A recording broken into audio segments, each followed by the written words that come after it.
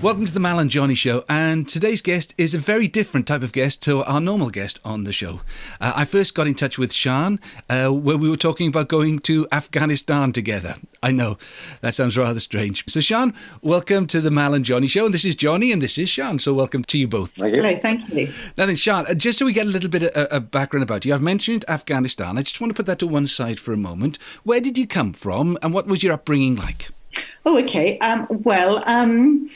My mum is Welsh from the Swansea Valley, Astragunlais, was where she grew up. But she married an Englishman, and for her sins, as she would say, and moved down to Sussex eventually. And that's where I grew up, in Sussex, down by the sea near Brighton. And a very sort of normal upbringing, just average sort of growing up sort of little girl in Sussex by the sea? Yeah, I guess so. Youngest of three.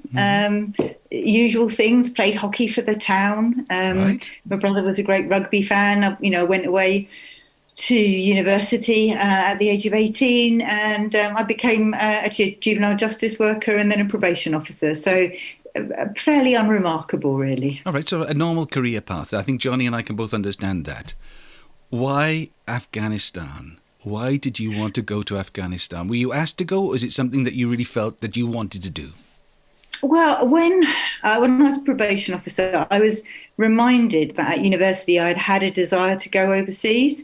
And so I gave it all up, and I went to All Nations Christian College to studying cross-cultural sort of biblical studies. And on the way there, I remember praying to God, saying, I'll go anywhere you want, but I don't really want to work with Muslims. And it took 6 weeks for God to persuade me that actually that was rubbish and that he wanted me to go to Afghanistan. Wow. Afghanistan. I mean, so this is Johnny, I come from this sort of background. So this is like a normal conversation for me in many aspects of my life, right? So you stick with us on this. I was thinking with you. Yeah. Why did you want to go to Afghanistan, Mal? Did you want to do a gig in Afghanistan? Well, it's funny because I was going to go and meet Sian. Sian was out there working in Herat, and I'd been asked by a friend we had in common about going out there. He was trying to convince me to take a tape recorder and a guitar. He thought we could smuggle them in, and we could maybe do a radio program or write some songs while I was there. But obviously, the country was controlled as it is now by the Taliban, and so it all stopped. And we'll come to that reason now. When you say you were told that you had to go to Afghanistan, I mean, for me and Johnny, then was it a voice? Did somebody come into you? Did you hear this disembodied voice, or was it more inside you rather than in your ears? Well, I have to say it was a mix, and we had people coming back from Afghanistan talking about it, and I began to sort of feel really pulled to that area of the world, and there wasn't a lot of activity, Christian activity going on, and I sort of began to feel that might be the right place, but I didn't know what I would do there. And I remember sort of sitting in a lecture one day thinking to myself, well, God, I'll go, but I don't know what would I do there. And I heard a disembodied voice say, just go. Wow. I nearly fell off my chair. I was so amazed by it. Wow. Where were you? I had a voice once told me to go to Vietnam, but it was my agent. I didn't want to go. It was the time of the war in Vietnam, and they wanted to drop me in a helicopter, and he said they have heat-seeking missiles, and they sort of got to fly very low and drop you in. I said, I think I'll pass on that gig, I said. Well, Johnny's got a point, to be honest, Sian. I mean, because Afghanistan at that stage was controlled by the Taliban. I mean, it was, if you're going to go to a Muslim country, that was the one most governed by what they would say is Sharia law. Yes, yeah, and I think that was so. I guess I was really inspired by the people who were there already, who were working and who'd stayed through amazing things. At that time, one chap came and he'd been staying in Kabul when the Mujahideen were rocketing it. 2,000 rockets an hour going into Kabul. And there was still a group of expatriates working in development programs, trying to serve the people of Afghanistan and trying to show them God's love in a very real, practical way. And that was just so amazingly inspiring. And he talked about sort of experiencing God's protection and that. So without wanting to be gung-ho about it, it just felt, okay, well, if it's right to do, it's right to do. I'll go. What's the difference between the Mujahideen and the Taliban and ISIS? They're all at each other's throats. Yeah, they're all fundamentally Islamic groups. Now, the Mujahideen were freedom fighters, in inverted commas, who were supported to kick the Soviets out of Afghanistan. And they're a mixed bunch of different tribal groups who sort of formed an alliance. And then when the Soviets left Afghanistan, they sort of then started competing with each other for who would have overall control of it. Right. And so they started. Now, the Taliban, because the Mujahideen they were seen as thieves, as robbers, they were coming in and looting places. The Taliban arose sort of in response to that. They're also a majority Pashtun tribe, and they wanted to bring the rule of law, the rule of God, and they wanted to make the place safe and secure. So in one way, they had honourable intent, you might say, and they went into battle, and they were the ones who were more powerful. Partly that's because they then had the support of Osama bin Laden, who was funding their activities, because their theological school of Islam was probably more alike to Osama bin Laden's than to the Mujahideen. So that was sort of how they came about to be in the place that they were, with the backing. They had a significant funding coming through from Osama bin Laden, which enabled them to get the arms and the support that they needed to take the country. But then all of those, I guess, good intentions were overtaken by the very rigid understanding and imposition of Sharia law. That they brought with them, and really they were imposing a culture onto the rest of the tribal groups in Afghanistan, and a way of being and a way of understanding Islam. Nothing. You say if you go, it's probably not quite that easy. What sort of steps did you have to go through to get that position? Because you went to Herat. Am I right in saying Herat was your home base in Afghanistan? That's right, yes. Herat was my home base. And I started off by applying to a mission organisation, which is where I met our mutual friend. And I was accepted for this placement. But what they do is second me to a different organisation, because a mission organisation couldn't work directly in Afghanistan. And so I was seconded to a faith-based development organisation called the International Assistance Mission. And I worked with them in development then. And I said initially, having been accepted by them, I then did 6 months language study in Kabul. And then, having finished my language study in Kabul, I then moved to Herat and began working in mental health program there. What was Herat like? Because I've seen the pictures and I've been looking at them lately because you've been very much on my mind as I've seen the stories of Afghanistan. It just looks such a beautiful place. It is. Herat's really the oasis city in the middle of the desert there. It's on the border with Iran, and so it has a lot of Iranian Persian influence. And so the mosques that are there, have a lot of this sort of blue tile work, and they're very pretty. It's a small city. It only has about 250,000 people there, as opposed to Kabul, which had 3 million in its heyday, as it were. It's sort of very quiet in some ways, but lively, exuberant colours. It's very sandy, very dry, zero humidity at some times, and dust storms would come up and they'd cover everything with dust and sand. But yes, some verdant green areas. And very, the mountains around their beautiful colours. Because Johnny, just to bring it, so I've been doing some history. I've Googled it, because this is a part of the world that's used to being overtaken by different parties. Alexander the Great went in there. Then I suppose the Mongol Empire. They're used to being lorded over by somebody or another, aren't they? And they've had to Well, deal they're with that. surrounded, aren't they, Mal, with different countries. They're like landlocked, and they've got everybody around them, I suppose. Just a question to Sian. So what language do they speak? They speak Iranian? They speak Arabic? What do they speak? Well, most Afghans speak Afghan Dari, which is a version of Persian. Oh, so Persian. Iranians speak Iranian Farsi, and say Iranian Farsi is like Queen's English. Well, Afghan Dari is Cockney. Oh, I guess, yeah.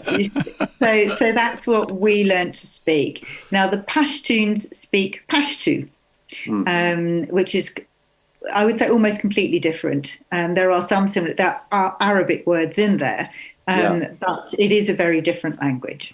When you get there, the Taliban are in control of the whole country. Is it their country at that stage when you arrive? When I arrive, the Taliban are mostly in control of the country. They're still battling with Mahmud Shah up in the north, and that was an ongoing battle. And so Mazar-e-Sharif wasn't ruled by the Taliban. But the other major cities, so Kabul, Jalalabad, Kandahar, Herat, they were all under Taliban administration. Kabul at that stage, did it have a lot of Westerners there, expats and stuff, or was it was starting to become more empty? It was fairly empty. There were different organisations there. But if I could say that, I think it was something like during the Taliban period, there were probably about 40 different organisations there, to post-Taliban, where there were 400 different organisations there. You know, that was the big change. So there weren't that many expatriates wandering around the streets of either Kabul, really, or Herat. Much fewer in Herat than in Kabul. Yeah. When you got to Herat, then take us through that experience. You have to dress, I suppose, in traditional costume. Are you allowed to meet with local people to because you wanted to go and help the mental health of women in particular in Herat, wasn't it? I think that was the plan. Were you able to meet with local women? Yes, in different ways. So yes, I did have to dress. I didn't have to wear the full, the shuttlecock burqa, we refer to it as, with the grill and all of that. But I did have to have my head with a very long scarf, which then also covered most of my body, trousers and a skirt or dress on the top of that. Long sleeves, so nothing or very limited showing, not allowed to show your ankles or that sort of thing. So I would have to wear that when out in public. In the office, I could take my scarf off, and obviously at home, that was fine. Meeting with women was kept to an absolute minimum. So we had some female workers who worked both for us in the mental health team, but also the community development project. And so we could meet with them. They had to be in separate offices from the men. They had to come through a separate door. They weren't allowed to meet with the men at all at the office. And then with the work that we did, initially, certainly at the clinic, we ran a psychiatric clinic, and there were women and children coming to that clinic, and we could meet with them there as well. And then there was some interaction with neighbours, so I would go and have tea or coffee with neighbours periodically.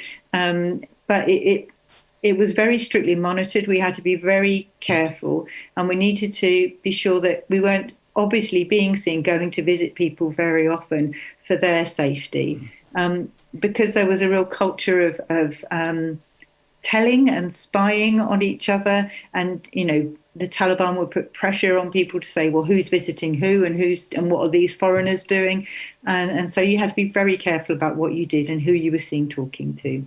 The separation between the women and the men, because I went to Jeddah once and it was very similar. I mean, you wouldn't see many women in the street at all anyway, but if they were with their husbands. They were all covered up.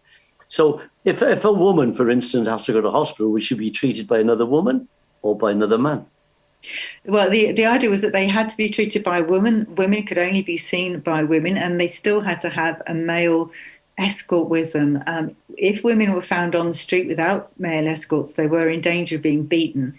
They used rubber pipes, and they would beat them around the ankles for being out without an escort. Yeah. And part of the issue was that obviously once the Taliban came into power, girls weren't allowed to go to school. So there were female doctors who were able to practice medicine, but there were no new young doctors being trained because they weren't allowed to go to school and they weren't allowed to go to university. Right. What sort of problems did they have? Were they just the problems that we would have in Wales? Because obviously we're all under pressure, particularly having gone through the whole pandemic, and mental health has been very much on a lot of people's minds. Was it those sort of problems, or were there problems directly related to their situation in that particular part of the world?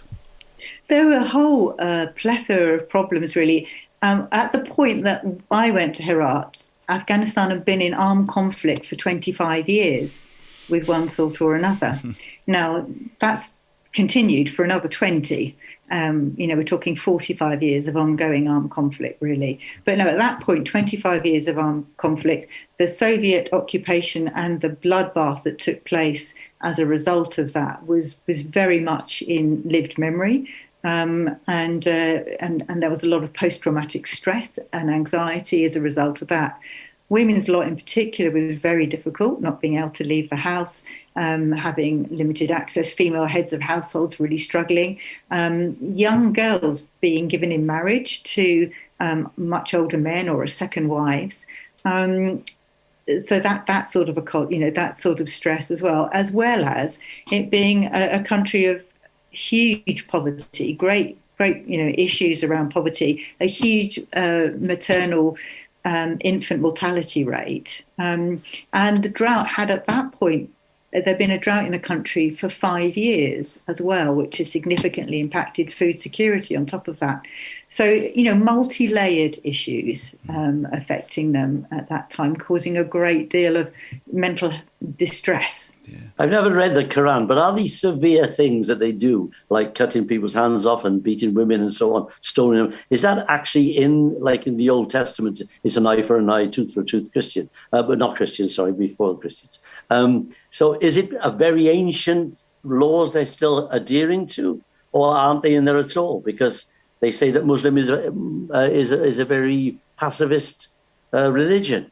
Yes. Islam is from the derivative of salam, which is peace. I can't answer your question specifically. A lot of the rules come from traditions or hadiths, so they may be mentioned in the Quran. So what you might have, if you took the Bible as an example, you have the scriptures which say certain things, and then there's a whole school of understanding or analysis of that, which are called the traditions, and they would be making, I guess, comments about what was meant by that or what the purpose of that was. And these are the hadiths. And so some of this will also be in the hadith. So they might not be Quranic, but they are recognized in different schools. Now, there are several different schools of thought, and they vary in how they interpret those traditions, how they interpret the Quran. So what does it mean for a woman to be kept separate? That may vary depending on the tradition, the school, and how they read the Quran. I seem to, there are certain things, this is 20 years ago since we last met, so there's certain things. One is that actually knitting. For some reason, I have a feeling that, did you do knitting in It was cross-stitch. Cross-stitch. Why did you do cross-stitch? Was that all did you have to find things to fill your time with? It's always stuck with me. Yes, yeah. Well, it was partly because, there was very little electricity. In Herat, we had a generator running for 4 hours of an evening. And we did have a television and a video, but, you'd have to put on a generator specially to do that. So we didn't have much in the way of entertainment. So I did all of my best reading in Herat. Yes. I read some classics while I was there, but also cross-stitch. I would sit and cross-stitch.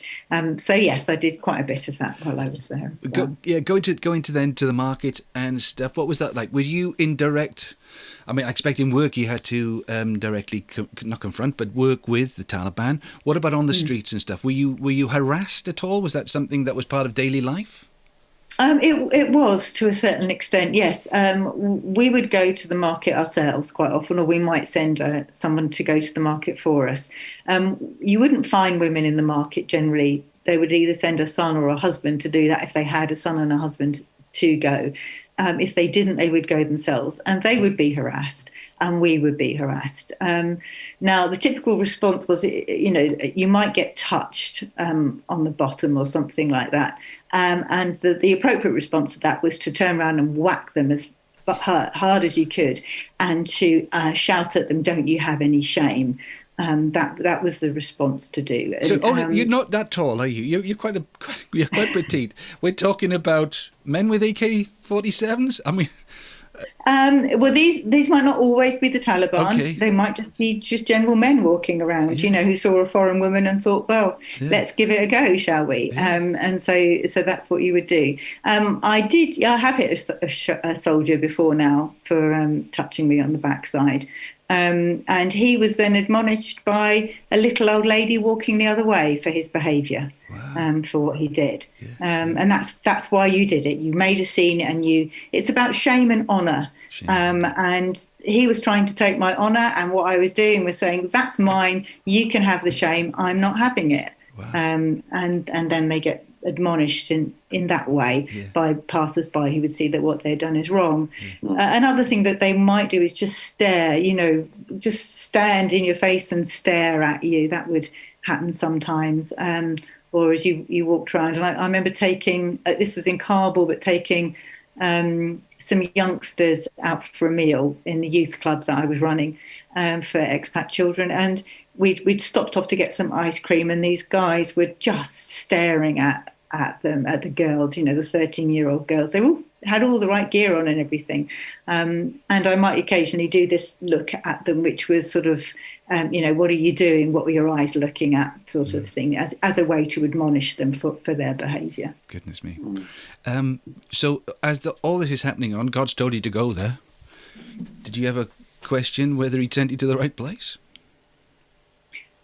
No, I don't think I did.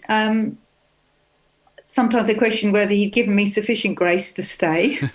And I think when I left after 6 years, and I think at that point, the grace had left, as it were. It was just too difficult at that point for me to continue. Actually, one of the things that I often did was every day as I left the house, I might say, if I want to, I could get on the plane tomorrow and I could leave, which is more than anyone else, who I knew local could do. I had a passport, and if I wanted to tomorrow, I can go. And that actually helped I do have that freedom. It's my choice that I'm staying, and I'm choosing to stay. Yeah. So, Johnny, okay, so the story was, Sian's out there, I'm getting a better picture now of what I was letting myself in for if I had gone to Herat, particularly taking a guitar. I have no idea what on earth I was thinking about in the year 2000. But we were talking about it, Sian. We met up in Verdi's in Mumbles. You were home on sort of furlough. And then the 11th of September happened. I'm not sure. Do you remember where you were, Johnny? Yes, I was coming back from the Goa, and I'd been surfing. Oh. And the radio was on in the car, and I think it was Steve Wright. He said, my God, he said, I don't know if this is a joke, but there's an airplane's gone into it. And then he said, oh, there's another one. And it was like listening to a film. Yeah. It was unbelievable. Yeah, I was making a record. Shocking. Yeah, I was making a record, and some people in the studio downstairs came up and said, you must come and look at these pictures. I was down in the Mumbles. Yeah. Where were you, Sian? Do you remember when the news got to you in Herat? Well, I wasn't in Herat at the time. I was home on home leave. Right. I was I'd gone up to head office, as it were, for a meeting. We'd actually not long before, all of our organisation had been kicked out of the country. For various reasons, all of the Christian groups had been kicked out, and so we were at that point thinking, oh, well, when do we get back? What are we going to do? And while we were there, the images of the jet, the aeroplanes in the towers was on the television screen. So, we hadn't a clue really at that point what was going to happen. Yeah. Obviously, Afghanistan became the target, didn't it? It became the target. All those forces went in. When did you go back? Was it a year, 2 years? What sort of gap between the forces going in and you returning? I think the forces went in October. I returned in February. Right. And what did you find when you got there? Was it a very different place? It was very different, and it was actually because I have very mixed feelings about the army and the armed defensive against it, because obviously, I remember saying to someone, they're dropping bombs on my friends right now. It was really difficult. But when we got back, certainly in Herat, the people were just so grateful and so glad that, because the Taliban were gone and they felt that they could start living again. And so it was really difficult, sort of feeling a bit strange about the fact that this conflict had taken place. Yet these people did literally feel liberated. They were sitting on top of the roofs of their buildings watching the rockets coming in, because they were targeted rockets, and they felt safe watching them. So it was really strange, but it was a very different era. Many more humanitarian development organisations came in. I think for the locals, some of that was mixed, in that we still kept very conservative. We still dressed very conservatively. This was still, a Muslim country, and we still wanted to observe local decency, as it were. But certainly other people coming in were dressed a little bit freely, and I think that was a bit shocking for some of the locals as well, to see that. But I think they felt, schools were opening up, the hospitals had more provision, there was more different food in the shops, that there was more help coming through. And so for locals, it felt very freeing for them, and it was a different atmosphere for us on the street. When you went back, and there's this feeling of liberation, but that sort of changed over the next couple of years, didn't it? Because if the Taliban weren't there, they weren't there to control things, and vacuums do create, problems. They do, and you're right, Mel, because security actually decreased. Perversely, under the Taliban, road security was reasonably safe, because they had that really tight grip. But when they left, there were many more robbers. It was more dangerous to drive anywhere. It was more dangerous to be on the streets in some ways. You did have to be more careful. One of the increasing threats was, well, firstly, that you might get Taliban sympathisers attacking expatriates, and that did happen. And you may also, the risk of kidnap was significantly increased for expatriates. I think at one point there was something like $200,000 on the head of an expatriate, while I was there. So that tension was there. And obviously you then also had ISAF, so the UK, the US, Norwegian, troops around on the streets very visibly. I did feel really sorry for them, I have to say, because they couldn't relate to locals in the same way that we could. But that added an added air of anxiety. You didn't quite know what was going to happen. And I have to say, I found going down the market increasingly difficult, increasingly annoying.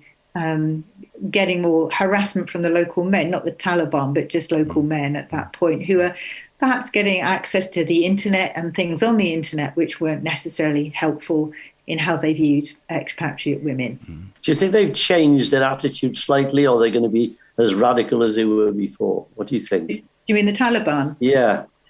I think it really depends on how the international community relate to them, Johnny, because at that point we weren't having anything to do with them, and that, I think, partly allowed this hole to emerge where Al Qaeda could come in, and Osama bin Laden could manipulate things behind the scenes.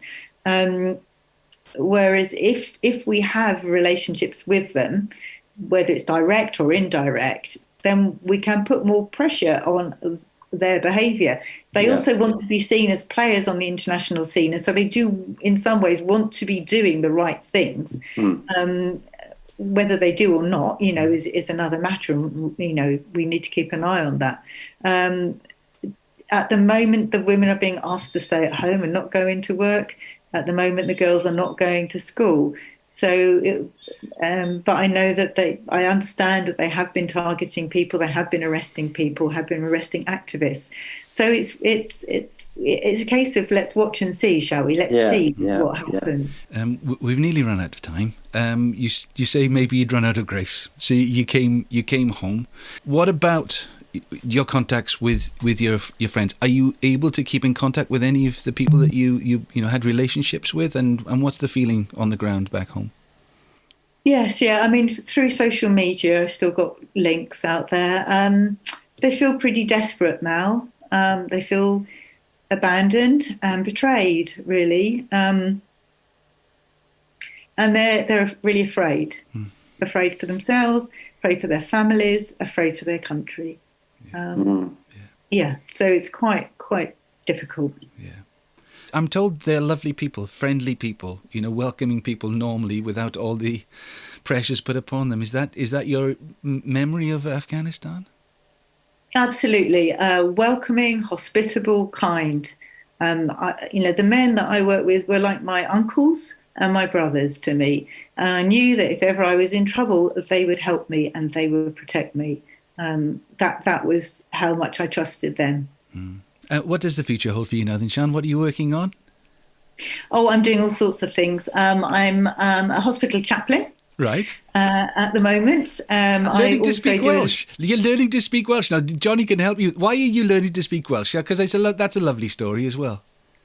Well, I'm learning. My mother's, as I said, my mother's Welsh. She has now moved into a residential home near me, but she has dementia. And so she quite often mistakes me for her sister. And so she talks to me in Welsh when she does that. Now, I was brought up in Sussex and I didn't learn Welsh. So I'm now learning Welsh so that, when that happens, I can, even if I'm not very good at responding or forming sentences, I may have a better chance of understanding what she's saying and at least answering her correctly in English, even if I can't answer her properly in Welsh. You learned Welsh, didn't you? I learned Welsh when I was 33. I went and did the Old Pan course, which is I used to go 3 hours every day for 3 months, and then I had a good working knowledge, and after that I did Cwrs Maestroli, which is to make it better, and from there on I'm completely fluent. But I mean, I've got a Welsh wife, which helps. Well, you've got a Welsh, you've got a Welsh mam, Sian, so that'll help as well, I'm sure. Well, look, it's been lovely. It's been a very different Man and Johnny show. You've really enlightened us, and I think inspired us as well. And we wish you all the best. And if you are, our thoughts and our prayers go to your friends and family out there in Herat as well. And maybe one day we'll both get there again, Sian. Maybe one day. Indeed. We wait and see, but thank you very much. All right, God bless you. Bye-bye. Bye-bye. Hwyl fawr.